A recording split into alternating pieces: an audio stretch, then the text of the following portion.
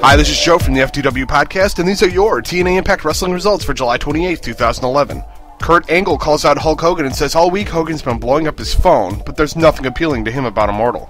It's led by two of the biggest scumbags in the world in Bischoff and Hogan.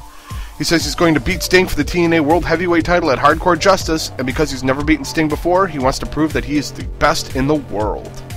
He asks Hogan if he knows what it's like to be the best in the world. Hogan says he knows when there was no Sting, Matt Morgan, or Rob Van Dam. When there were no young guns, he carried the business on his back. He turned the business from territories into an international phenomenon. Hogan says he's been calling Angle because he thinks Angle has a vision of a higher level. Hulkster wants to help Angle make more money and questions why Angle's disrespecting him. Angle says that the reason he's not kicking Hogan's ass now is because he does respect him. Angle says, unlike Anderson, he can't be bought. It all comes down to Angle saying that Hogan is trying to pay him money to take out Sting. Angle tells Hogan to take Sting out himself, and then Angle leaves.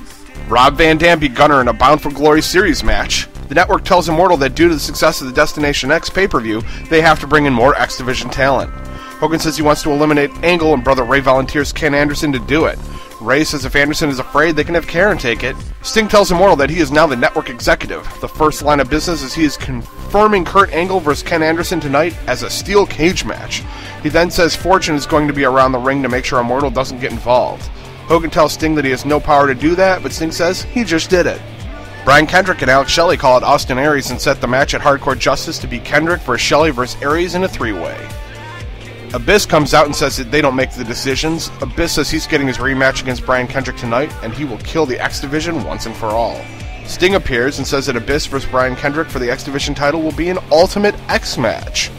Crimson beats Bully Ray in a Bound for Glory series match. Winner beats Tara.